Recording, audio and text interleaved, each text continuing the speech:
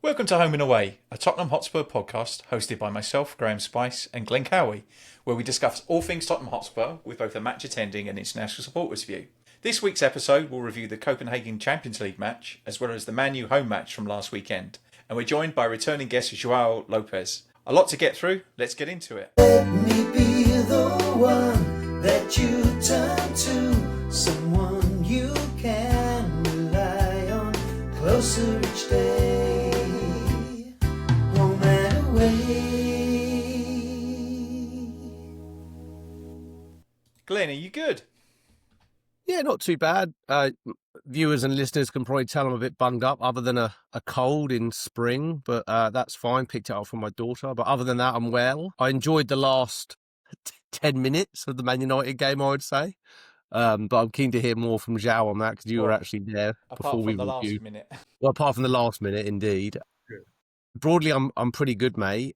And the Copenhagen game, enjoyed that live. That was a nice 7 a.m. kickoff for me. But yeah, life's treating me pretty well. How are you, Graham? You going well, mate, today? Yeah, I'm pretty good. We had all family around at the weekend. We've been out for lunch. It was quite nice. We went to, must know Long Acres, right? The Yeah, of garden course. centre, Yeah. sort of Bagshot way. It's a really nice garden centre, but my God, was it busy. It was just...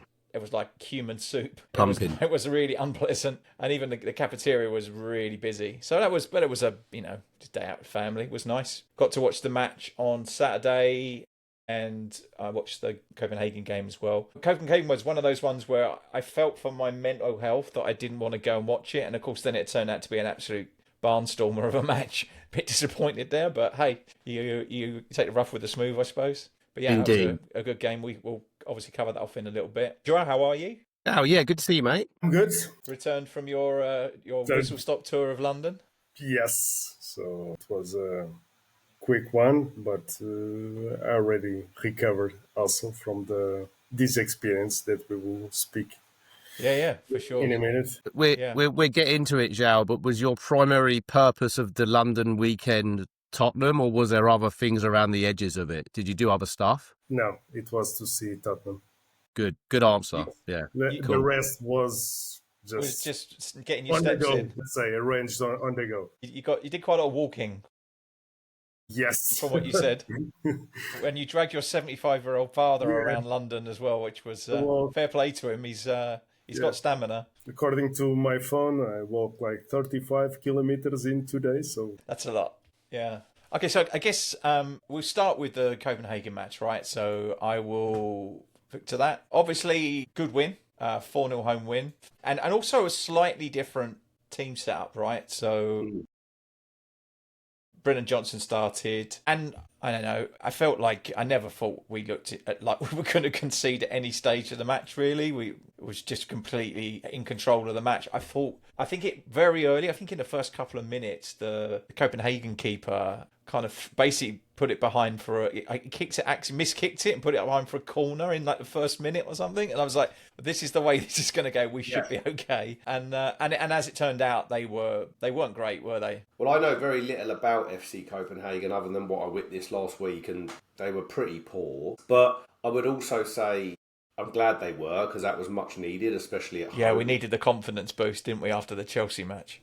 We really did. The Brennan Johnson goal was a strange one in that the commentary here was suggesting it was a difficult finish. I don't know if it was. It was a bit of a gimme for him. Well, anything that's not a 2-foot tap in for him looks difficult, right? Yeah, indeed. And not to mention Odegaard scoring, and then we get onto the Man United game, but then Odegaard coming on in the Man United game and also changing the game and getting... Yeah, he's really looked better, I think, and he's certainly getting more involved. And also him and Tell again, it looks good. They just, obviously, you can see that they play together regularly. 100%. And one assumes, without getting ahead of ourselves in this episode, that Odegaard probably starts on the left away to Arsenal and Richarlison starts up top by virtue of injuries and whatnot. But before we get to the Mickey van der Ven goal, Joao, did you watch the Copenhagen game? Were you in London by that point, or were you still in Portugal? no, I was in Portugal because I think on the same day I also had to watch Benfica. So I was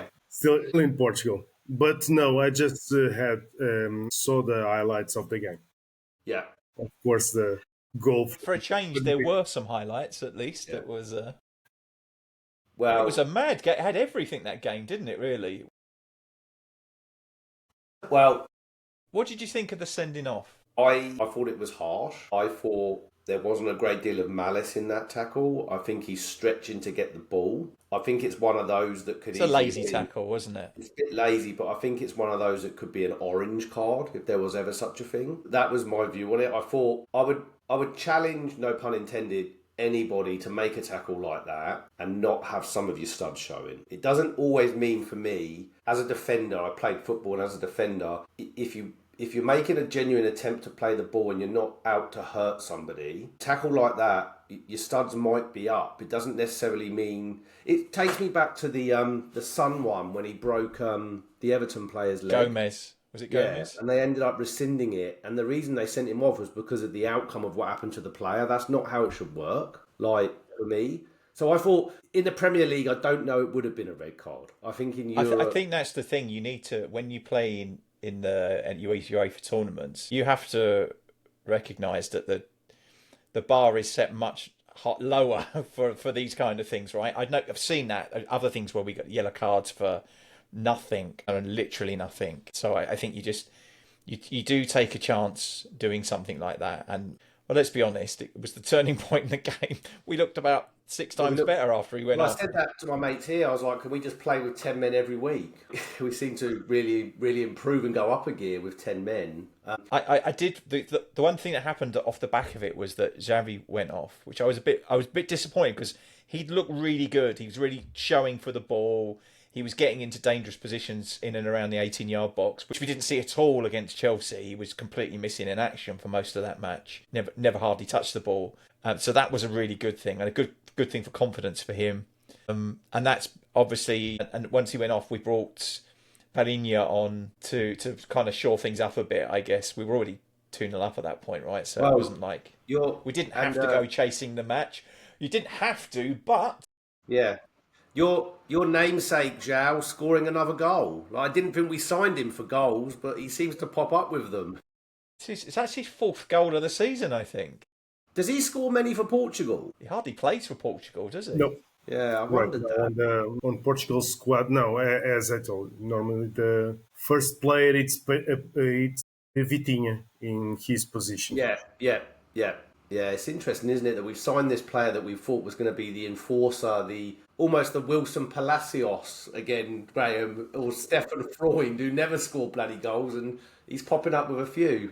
Yeah, he really has. But we can't talk about goals without going back to the third one. I mean, so I don't know if I shared the story with you that I actually missed the Van der Ven goal live. So I was sat on the couch and the game kicks off at 7 for me, 7 a.m, which is good. I love those kickoffs because it's before work gets going. It's not arduous. It's not like 5 a.m. or 4 a.m. It's probably about perfect. So we were on the edge of our own box and the kids were getting ready for school and I just needed to put their lunch boxes into their bags and just make sure the bags are packed. Otherwise, it won't happen, right? You know, Graeme having kids. Yeah. Joao, do you have kids? Do you have children? Yes. Yeah, like we all know how it goes. Like you ask them to do it, it won't get done, or something gets forgotten. Anyway, so I'm like, right, I'm going to get the lunch boxes in their bags, and so I get up and we're on the edge of our own box, and I'm like, well, I'll do it now. Take me 2 seconds, and then I hear the commentary, and I'm like, what is going on? So then I didn't see the goal until the replay of the goal, so I'm really annoyed I didn't actually see it live. But I mean, it just had that. It reminded me. I know there's been the comparisons with the Sun goal against Burnley, the Pushkás winning goal, but I was in the stadium for that one, and you just almost knew as soon as he got the ball that the stadium must have been electric. Because you kind of like, everyone in the stadium is kind of manifesting the outcome, right? Everyone wants him to do it. But the finish was really something. It was a proper striker's finish. Yeah, great. Beat him at his near post, didn't he? Yeah, he's got it in his locker. Keeper probably should have done better. And actually, there were a few of those defenders who he went through, kind of waved a leg at him as he went past. I thought some of the, it had been Palhinha, he'd have gone straight through him and cleaned him out. But I thought they let him get away with that a little bit. But same with the Sun goal. There's no, I mean, the stamina to do that run and then have the control to finish like that afterwards is really something, right? He tried against Man United. Yeah. Yeah. When like that, then I felt the stadium was Yeah. going. Here we go again. Everyone do it. He said, "No, not again." Yeah. He reminds me of another player we had used to do this was Jan Vertonghen had that in his locker to come forward Yeah. like that. Yeah. But we never saw Jan. I think we saw Jan do it away to United that time when he gave like the Super Jan celebration. But nothing like He that. also Where he, scored against Dortmund in the Champions League, and I was Yeah. behind the goal when it happened. I Yeah. can't remember about how we ended up there, but it was from a break. I think we broke quickly. It was one of those, we were really good at on the counter with Pochettino's team. Yeah. And he ended up the other end of the pitch and scoring. And I think what Van der Ven has in his game, which is to stand out, is raw pace, isn't it? He's so quick. Like, he just eats up ground. I bet the medical staff are like that Don't on the side of the pitch. Yeah. Watch out for those hammies. But no, phenomenal finish. And look, maybe this goes a bit overlooked and understated, but we're still unbeaten in Champions League. We haven't lost a game, right? 8 points, is it? Yeah. 8 points. If someone Eighth. handed I think we're me eighth in the table, right? So we're sort of I think within so. the We might have lost. automatic. Yeah. 8 or 10th in the Oh, we've table. gone down to 10th. But at the point where at the end of the match, I think we were 8th. Well, and if someone handed you that at the start of the Champions League campaign, you'd take it, right? In terms of what we've got. So we've got to go to PSG. I'll be honest. I'm disappointed that we didn't get points away at Bodo Glimt. Sure. That's but the I one don't that I think that and the Monaco game. I felt that they were poor performances. I agree, And I but know regardless- we got away points. So, but then we've Well, still got to and go this to is- PSG, right? We've got some harder matches than that, and Dortmund, and This we've is got gonna harder sound- matches to come.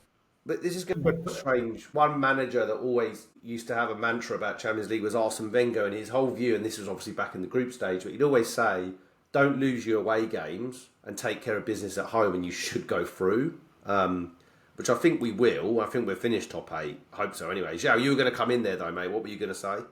I was going to say that normally I think you can qualify with the 12 points, so you Usually. are not.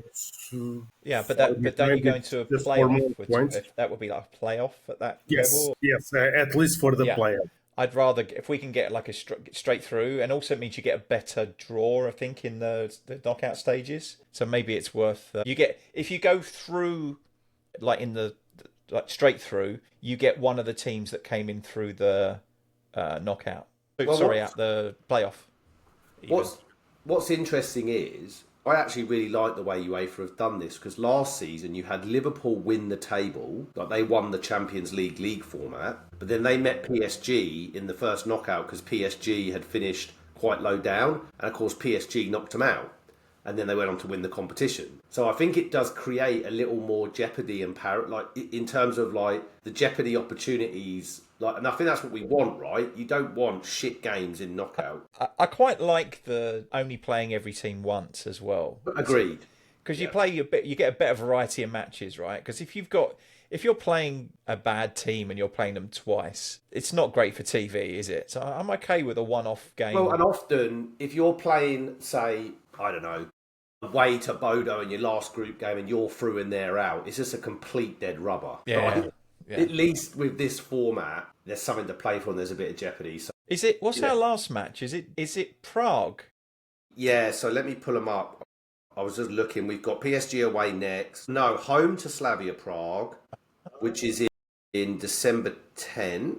And then home to Dortmund is 21st of January and then away to Frankfurt. So our last home game is the Dortmund game. So it goes into January, of course. Yeah. By that stage, the FA Cup started as well, right? Usually the second week in January. Yeah. So, look, overall, a really good performance. Glad to get the win.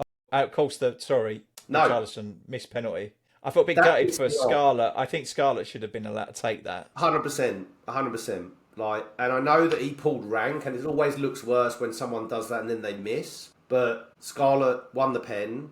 He's a local lad. He's just come on. Just the confidence that would have given a player like him, you know? Yeah. And assuming that Scarlett goes on to score the penalty, he could have missed it. He scored in the Europa League last season in that game did. against. He I did. forget the name of the team now. The Swedish team. Yeah, and it was the other kid, Ajaya, who was Yeah, another. the one he's on loan at.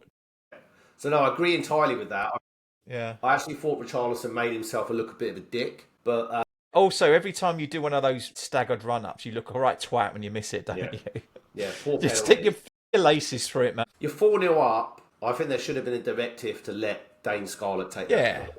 Yeah. And I'm assuming he's probably the designated penalty taker at that point, but even so, I mean... Yep. No, indeed. Never mind. Well, I think moving on to the Man United game, but we have our guest here, Joao. That was your first game at Tottenham Hotspur. So I think, Graeme, you had some questions for Joao. But Yeah, I just because I think I really want to understand a bit. So you did the whole thing, right? So you started in London, you came out on the train to White Hart Lane. Yes. So did you see the stadium from the train as you were coming past? Because it's No. kind of slightly elevated, right? Because it was crowded, like sardines inside of a can.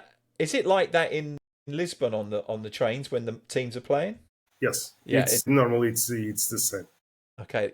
We arrive not by train, by subway Yeah. or tube, and we just see First these. time the first time you see the stadium is when you get to the end of White Hart Lane Yes. onto the high street. Yes, and I will tell you, it was wow. It was really spectacular.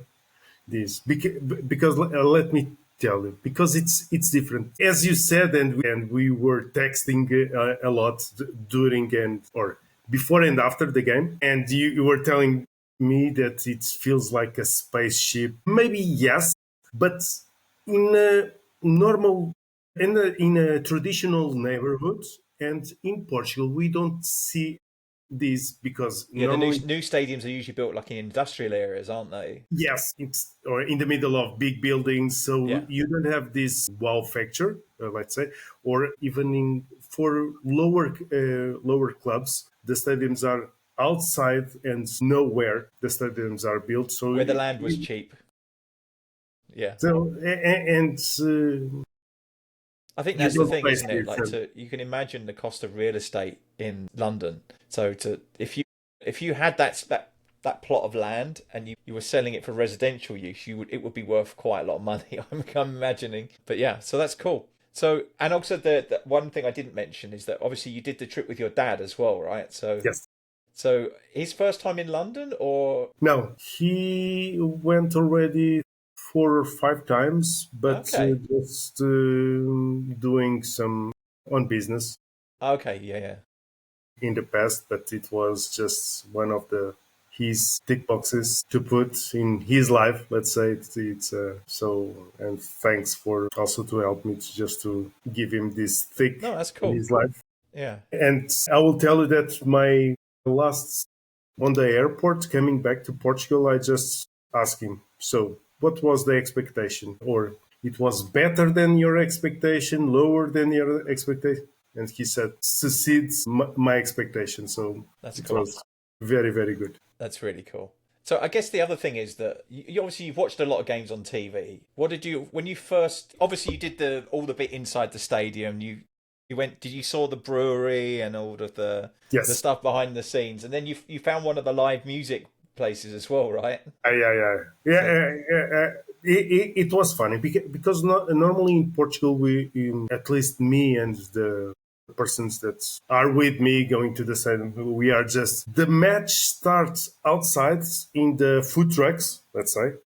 Yep. Outside of the stadium, and we just enter in the stadium just minutes before the game. That's how it used to be in Tottenham. Yeah. So the way it is now, Joao, is quite new age in that what you just described, except insert pub where you said food truck. Like I'd be in the pub until like 10 minutes before kickoff, and then it's a mad dash to get to your seat. Yeah. Yeah, they've really made a push to it's a revenue grab, right? They want the money that the food trucks were getting, and actually doing a pretty good job. The food's actually decent. It is. Selection of drinks is good as well inside the stadium. I think they've done a pretty reasonable job, and they've created spaces for people to congregate without it feeling. It's busy, but it doesn't feel too bad. There's one or two places I felt there's a couple of pinch points when you're trying to get like everyone down one end of the stadium or something. It can get a bit tight, but generally, I think it's really nice that there's kind of like social areas for you to kind of meet up with people in and around the stadium, which is cool.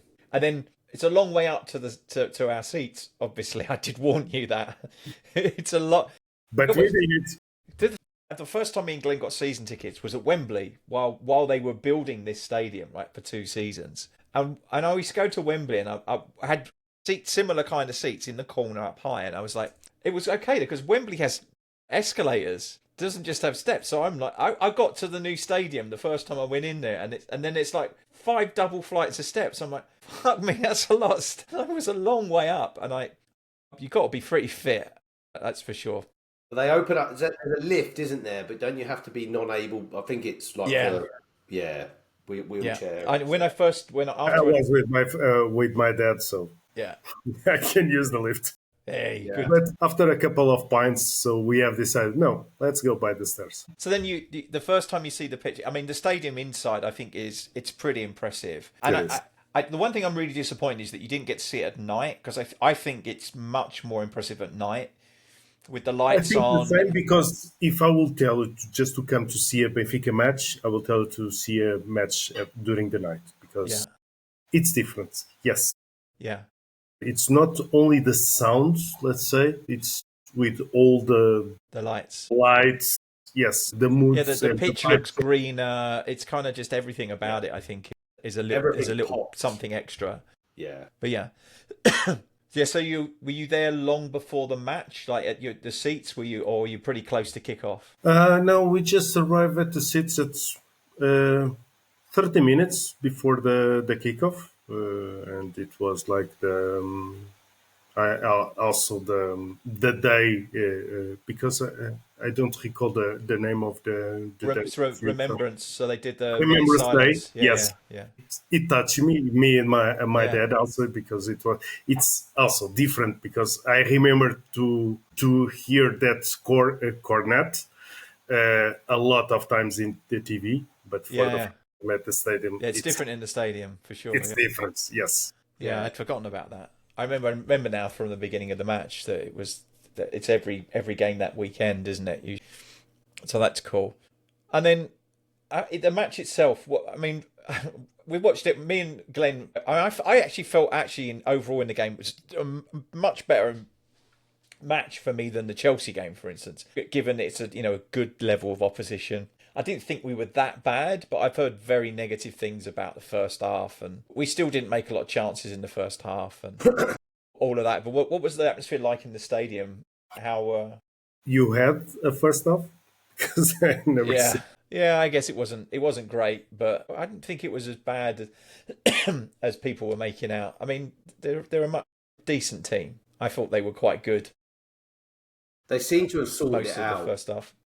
Yeah, Man United for sure. Yeah, but one thing I'll say is they were also pretty blunt. Like, they didn't create a great deal.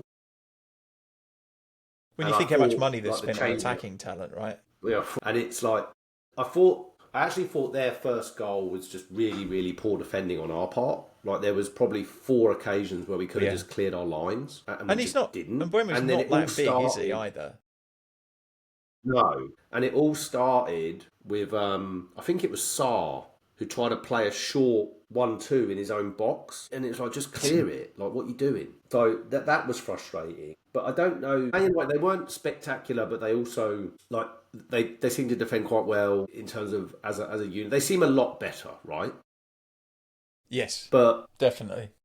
To your point, comparing it to the Chelsea game, at least we had a go.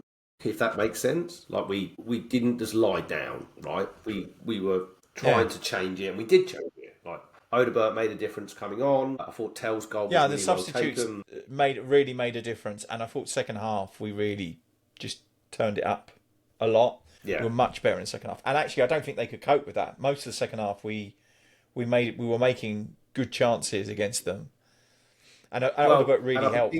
Absolutely, and I'm keen to get your view, Joao. You were in the stadium, but I could clearly hear it. Like, the atmosphere, once Tell scored, the atmosphere just went up. And then obviously Richarlison scored, and we all thought it was going to be the winner. And then, like, once they equalised, it was like, you just heard the atmosphere just went completely flat.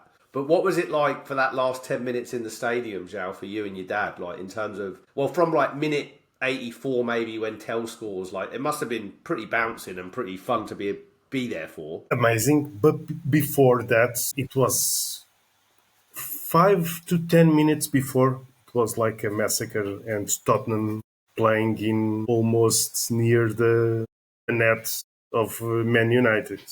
Yeah, we really had them under pressure for Yeah, quite a yeah. long period. Yeah. So we felt at the stadium just few minutes before it's a matter of minutes, okay, for the equalizer. And yes, and the 10 minutes except the last one, yes, it was a joy to see the match. But on the first half, just to add my comment on that, I felt like a big disconnection between the defense and the attacking, because I was chatting also with Graeme on the first half. My view, it was just Xavi trying to find out some free space to receive the ball and trying to move forward with the ball, and no one was trying to also There's to no one receive. running off of him. Yeah. Yeah, so that's why, and maybe we will speak about that boo after the Xavi Simons sub, Yeah.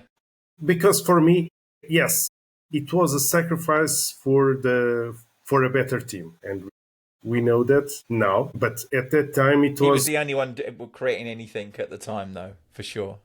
Yeah, I think he obviously played. He played 60. Only played 60 minutes on Tuesday. 65, yeah. Yeah, because he got subbed after the red card, didn't he? So this one he got subbed again, which I thought was unfortunate again, but we can't argue with the change it made to the team for sure. I read something on The Athletic, and they were likening it to, and of course it all played out not the same way, but you remember under Nuno when he took off Mora for Bergwijn, and he got absolutely pelters and everyone was booing, and that was his last game against Man United when we were 1-0 down around the same time of year after 10 games, and he got fired, and then I remember came that. in. Yeah. Yeah, I remember that game. There was an article sure on Athletic. Yeah, there was an article on The Athletic likening that change for Xavi Simons. Did they watch that game? Wasn't it called? Didn't they call that game El Sacchio? El Sacchio? Because everyone thought whoever lost that game would end up with Conte, which everyone thought was going to be a good thing, and we lost 3-0, I think, in the end, didn't we? I think we lost really heavily. There's the article. It did turn out to be Nuno's last game, and then we did get Conte, and then the rest, as they say, is history. But the whole article preface was like Xavi Simons going off, Tell coming on, the fans not liking it, but in fact it working. So yeah. The other change that made a big difference was Udogie. He always does. I don't know what he just offers so much more balance. Spence has not been great the last 2 or 3 games. I haven't thought. Well, Udogie played against Copenhagen, and he offered us so much more balance. Go ahead, Joao. Sorry, mate. No, I think the first goal, the assist is from him. Yeah. I think really stretched. I think he really stretched them as well. I think the other thing is because they play as back three, right? So they with wing backs, and I think that it can create quite a lot of space in behind them. And I think that's where Odobert and Udogie can work quite well together. If you can get players in behind them quite easily down the sides still. Yeah. So, and it seemed to work quite well because it would have been nice to see the balance and having Kudus on the other side, but obviously didn't make it or carrying a knock. I'm worried that this is a Solanke knock and not a normal knock, where he ends up having surgery on it, or a Colomwani dead leg, which is like a 6-match out. I really want him back for the North London derby. I think Kudus will be. I don't understand where that came from. That Mwani's out for 6 weeks with a fractured cheek, broken jaw, broken jaw. Yeah, I don't know how it happened. How did it happen? I think it was something with Maguire where they clashed. It looked pretty innocuous. Christ, you could really do damage crashing at that head, couldn't you? Yeah, indeed. You might as well go and headbutt a concrete wall. It's 70% water, okay? Yeah, exactly. I don't know if it translates very well, but they call Maguire slabhead. Yeah. But that's how he's done it. But again, this leads into 2 points of conversation, right? For the North London derby, we all probably think and assume it will be Richarlison up top and Odobert on the left. But there's a bit of a clamour for Dane Scarlett to get his Harry Kane moment. I can actually be given a start. Things tend to happen with Dane Scarlett when he comes on. Like the Copenhagen we've covered where he won the penalty. Your view, Graham, before we started to record was you wonder if there's a burst of energy there because it's a substitution. So 10, Yeah, I 15 mean, minutes most of here and there. he comes on and he looks bright, but is it because everyone else has played Sure. 70, 80 minutes and he's got fresh legs? He's got youth on his side as well, a little bit maybe, but he's definitely a player in there for sure. Well, and then there's the other school of thought now as we get into January, which isn't that far away. Ivan Toney. The rumours are that a 6-month loan is likely. We've got no Koilo Moani. He's not back. On current stat, it will be mid to He's late out to January. Christmas. He'll be back in January probably. Maybe. Solanke, I don't know what's going on there. Is he dead? Everyone who's currently injured, it's like a black hole they fall into, isn't it? It's like the Twilight Zone. I don't know where they are. Don't know what's up with them. You can't get any real meaningful information about when they'll be back. Yeah. It's really very grey, isn't it? So Ivan Toney seems to make sense. But yeah, Have you seen how much he earns, by the way? Silly money, and it's got. to be. He's the third highest paid English player in the Was he world. like 500 grand a week or something ridiculous? 25. That's more than Harry Tax Kane, free. isn't it? Tax. Yeah. Harry Kane's on 400k. Look, I'm not saying I agree with the league in Saudi. I don't really. I don't think it's very well supported. I think it's a bit corrupt. But you can see why players go. Surely not. No. Yeah. Yeah. Ronaldo, I believe in Ronaldo. Unless I'm Portuguese, so he says that it's the best league in the world, so I need to you believe him. Yeah. No, I was just thinking if the PIF, is it the investment fund, if they wanted to buy the Tottenham Home and Away podcast, they would be fantastic. You're welcome your investment.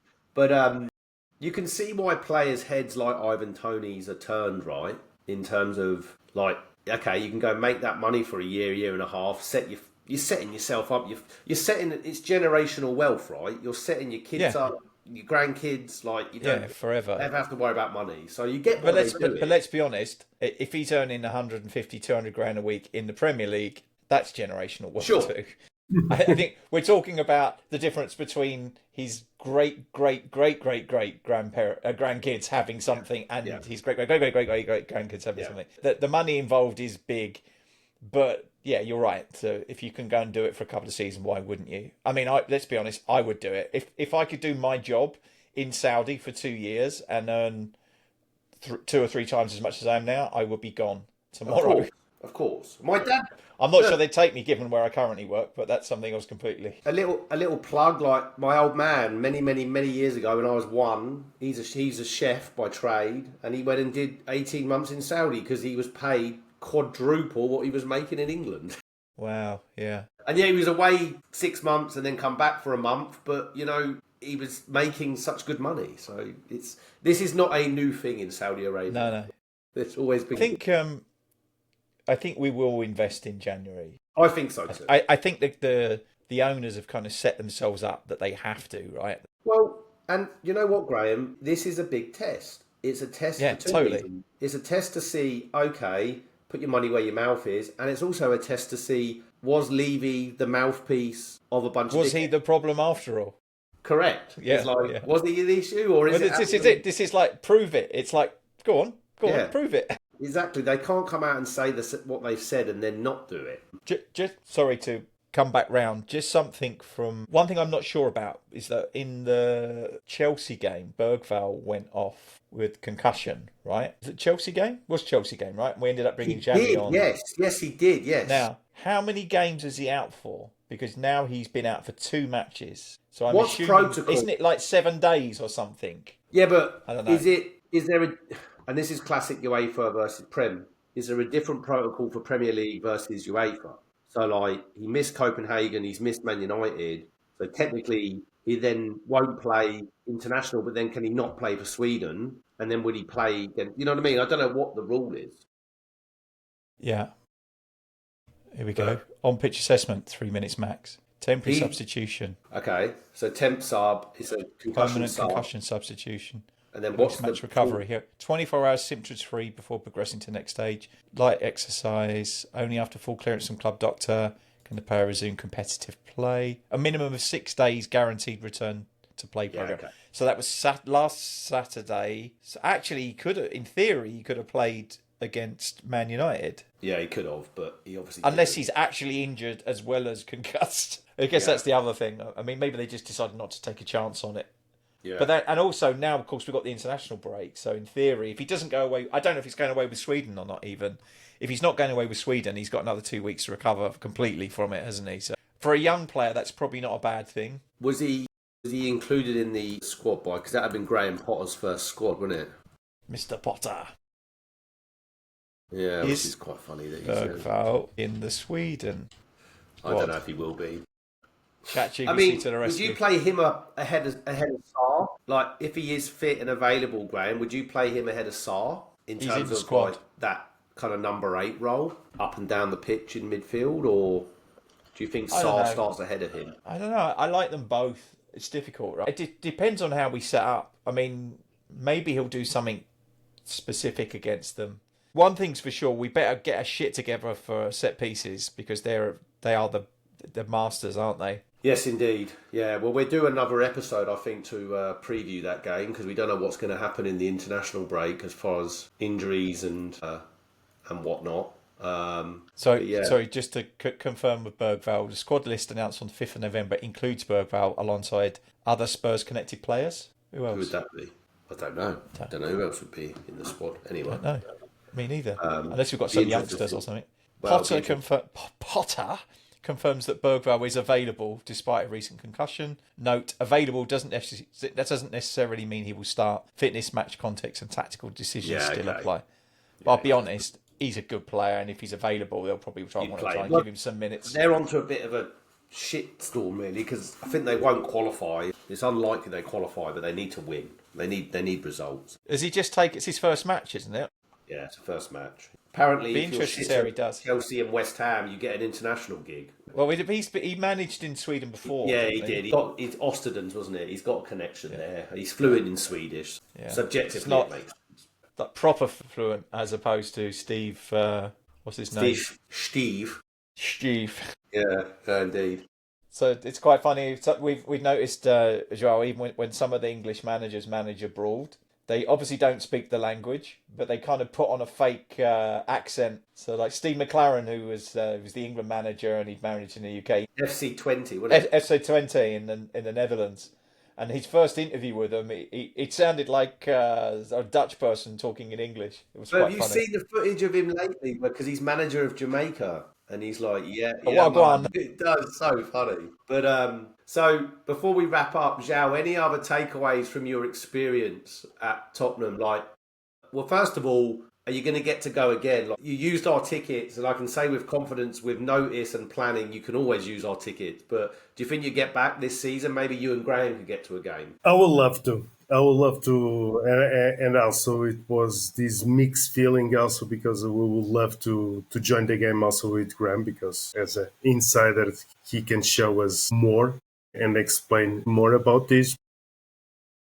Or I could swear a lot. It's part of the game because Yeah. we can talk about these different about the Portuguese game and the game that I saw. I will not say the English game, but at least the game that I saw. I think in England everything feels more calmer, more organized. Okay, but the passion, the same. In Portugal, the games that I'm seeing, they are more emotional, but also more chaotic. Yeah, okay. Everything. And since you enter the stadium until you get out of the stadium, it's more southern European games. I think you already saw some games and they are more chaotic in terms of this, but more passion, more Latin, let's say, and for sure with a lot of swear words also. I did say to you, make sure because we had Fernandez on the pitch, right? So I was going to make sure you give him shit. I'm sure he'd hear you from the fifth story, but it would have been. I used to do that all the time when I used to go and see matches and I was behind the goal. I used to swear in Dutch at the opposing Dutch players when they went to take corners and stuff like that. Good stuff. So the other thing I was going to say, you also mentioned to me, one of my favourite texts from you during the day was, "My dad is spending my inheritance in the mega store." Yes. I did like the scarves. I think they were very. You went for something quite yeah, We similar. love it. Yes, love it. Yeah. Yes. Oh, that's a Well, great but scarf. it was just the beginning because after this, let me check a shirt. Yeah. That they are too expensive here, and we are from Portugal, so Yeah, you can probably get one much cheaper. it's fine. It's fine. Let me like a sweater also. So I think it's enough. Okay. It's yeah, you could spend quite a lot of money there quite easily. There's also some really bizarre merchandise, like the weird stuff. Like Everything it yeah, sells there. It's like I've got. the chain, everything. yeah, shit. The chain Yeah, from Tottenham Hotspurs. yeah, It's yeah. It there. is a bit. Also, I mean, I know. So I'm I've just going got to say it very somewhere. quick. I've got a key ring in the. It's a cockerel shaped key ring, a transparent key ring, and it was With from the grass in season. it. Yeah, with the Yeah, grass. I've got that one. Yeah, From we're all. the last. That's from the last one from the last stadium, right? Yeah, we're all speculating. Is it just from Daniel Levy's back garden though? Like they claim it's White Hart Lane turf. Yeah, some really unusual But stuff. at the end, it was a fun because after that draw at the end, in the last minute, it was normally in Portugal. The persons are going home and don't speak to me. Okay, let me digest this. No, it was funny because my wife was asking also for a scarf because Yeah. she loved it also. And okay, let's pass through the store. I think we can go there and quick and buy one and get out. Big queue there, and come on, they just draw. So Go on. are There's a you few. spending more money also? There's a few very traditional places around there. Like there's probably half a dozen pubs that are kind of the regular haunts for the home supporters. And also the one I sent you to Hot Bob's on the way back for a burger, right? Which is one of my favourite I places. saw a lot of pubs there on the way Yeah, to yeah, Seven yeah. Sisters. The Gilpin's Bell, the Is it Bell and Hare? Rates, Bell and Hare, the Bricklayers. My go-to is always, and it's there was two. It was close to the stadium was the Coach and Horses, which is a bit down the high road, and then the other one, which is down, I think it's Church Street, is the Antwerp Arms. Oh yeah, Antwerp. That's Yeah, I think that's a community-owned pub now. yeah, sounds Something right. like that. So mine used to be. I'm going back obviously quite a few. It used to be the Railway Tavern down White Hart Yeah, Lane. did But that close down? it did, yeah, quite Yeah, about 15, 20 years ago, I think. But yeah, I used to go there a lot. One of my fondest memories was going to a cup match during the week with obviously my late dad. Taking him, but we were in the pub beforehand, had quite a few beers, went to the game, enjoyed the match, went for more beers after the game, and then my dad was a really fussy eater. Like he didn't like salad, didn't like any salad, didn't like pasta, didn't like pizza. It was a traditional meat and two veg guy, right? yeah, yeah. And that night, he had a doner kebab with chili sauce on it. And then he ended up having an argument with some woman on the street on the high road because some woman was shouting at her, like, toddler at, like, midnight. And he's like, you shouldn't be doing that. And he's like, what do you... And he just had massive argument. And then in the end, I bundled him into a taxi and got him home. He's got a parent on the high It road. was such a great night. Yeah, I remember it really fondly. good stuff. Because my dad was never really a big supporter. He didn't really go. He wasn't like it was my granddad, my mum's dad, that really got me into going more frequently. He was a counsellor in Tottenham, and then he was a steward at the ground as well. So he used to sneak me in. I think the second game I saw, I watched it from the TV gantry. It was a FA Cup game against Liverpool, and I was on the TV gantry with Brian Moore, who was at the time was the big TV Yeah, commentator. yeah. So I had some really interesting experiences early on. It's But funny. the other one that you never got to sample, and there's always a big queue for that, is Chick King, which is Chick it's King, like yeah. a family-run chicken shop opposite the stadium. But if you ever go there, there's a queue around the block. It's very, very popular. So It was, of course, needed to catch up with the modern era, and I do love the new stadium. I think it's amazing, but there's something to be said, Joao, for the old White Hart Lane. And they're a relic now because Goodison Park's gone. That was quite similar. Yes, most of those stadiums are not around anymore. Villa Park is probably one of the last ones, isn't it? Really? Oh, and Hillsborough, probably that's a shithole. That's got a lot of problems with. It's half condemned, I think, at the moment. Craven Cottage is smaller, but White Hart Lane. But even that's been renovated. That's got a new stand in it as well, isn't it? Palace. The old White Hart Lane, the original White Hart Lane, there was something special with that stadium. And when it was loud, God, it was loud. Like the last season at the old stadium, we went unbeaten at home. Yeah. And the last game we beat Man United, and that was when there was a pitch invasion. It was absolutely magical that day. Yeah. And I do really miss the old stadium. The new stadium we've had these conversations about the atmosphere and what's happened with I don't want to, this is not present company excluded, that foreign tourists who come and watch matches, but I'm talking about like in groups. So when Son was there, we used to get a lot of Korean supporters, and there was always this discussion: does that affect the atmosphere? And I think it does in a certain way, because it kind of means that the mix of supporters isn't the same. Even the fact that from the old stadium to the new one, people were sat in different seats. So like all people that were used to be in a crowd together probably got dispersed around the stadium, and which didn't help either. So I think there's a lot of reasons. And I still think that as I recall, selling a ticket at the old stadium was hard. It was not easy to do. Now it's a piece of piss. Anyone can have a season ticket and offload their tickets fairly easily. I mean, I remember I think that leads to a lot of... Yeah. Tickets were hard to come by. Like, in terms I remember going and picking my tickets up from the ticket office at the stadium. So one of my fond memories, talking about dads and stuff, one of my fond memories of my old man was that cup run that we did in 95 when we had Klinsmann, 94, 95. And my old man and I, we went to every round, home and away. But I remember taking our sleeping bags to get tickets for the semi-final at Ellen Road. For some weird reason, they played Spurs-Everton at Ellen Road, which probably favoured Everton fans more than us, but whatever.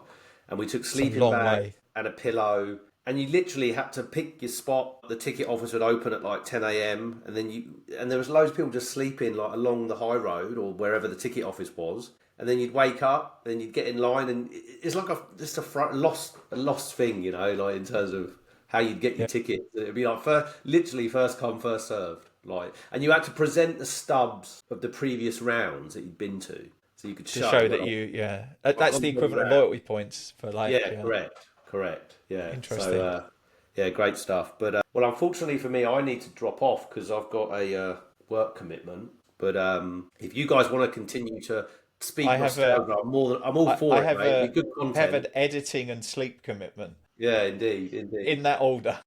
Well, it's been really good to have you on again, Joao. I'm glad you got to go with your dad. I'm glad that we didn't lose. I'm glad that you actually had some good atmosphere. Yes. And So we also had a bit of a turn up, which I think might end up being a good thing as well. So last week I listened to, Ian, who runs Poddingham Podspur. He had Mike Lee on, who Spurs show. Has been running the Spurs show for like nearly 20 years, I think it is. And he happened to mention that he's currently living in Portugal. And he lives just outside Lisbon, and that he's in the process of trying to set up an official supporters club, because there isn't one in Lisbon. There's one in Albufeira, which is Algarve, right? Yeah, big expat. And that's where Thomas went. Anymore. That's where Thomas went to go and watch a game while he was down there on I holiday. think Albufeira right now it's part of the Commonwealth already. Yeah, it's more Irish pub than Portuguese.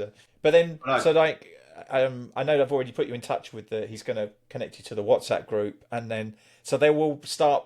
There's a pub in Cascais which they'll go and watch the matches in. So it'll be somewhere if you wanted to go and watch a game with the other supporters there. That would be really cool. And it also means if I'm over there for a match during the week, then maybe we can go and do that as well. That would be really cool. I'd quite fancy that. And Michael also agreed to come on as a guest sometime in the future as well. So I'm really looking forward to that. He's really good value. He was an excellent guest for Ian. I'll remind him. So quite a funny story with Mike Lee. Years and years and years ago, when I was living in Denver, this was probably circa 2009, 2010. They ran a competition on the Spurs show, and it was like furthest distance travelled as an away game, and I travelled to the Carling Cup final in 2008. Sorry, 2009 I travelled. It was when Man United won. And I broke my leg and I wasn't able to go to the game. My brother took my ticket. So I wrote in with this story and I won the prize, which was a book, Maurice Keston Superfan. And then I was engaging with Mike on the emails about all that and him sending me the book. So I'll remind him of that. But he'd be a great guest and he's a really lovely guy. So no, that'd be great. I loved his interview with Ian. It was really good. Yeah, awesome. Real positive vibes. All right. Well, listen, I'll close this out, as always with... thanks, Glenn. Thank you so much, Glenn. Yeah. I'll let you guys. I won't leave, but I'm gonna turn my camera off and whatnot. But as always from me, come on, you Spurs. Yeah. So thanks again, Joao. Obviously, no matches this week, so we'll do another episode shortly before the North London derby with a very much a focus on that. So one of my least favourite matches of the season, especially with the away fixture. It always feels worse. But we'll see, I guess. So thanks to everyone who's listened in. Please like and subscribe to the podcast to tickle the algorithm so we can get in front of more Tottenham supporters. And do let us know in the comments what you think of our chances in that North London derby. It'd be good for us to talk a little bit about that when we do the episode. And to close us out, come on, you Spurs. Let me be the one that you turn to, someone you can rely on closer each day.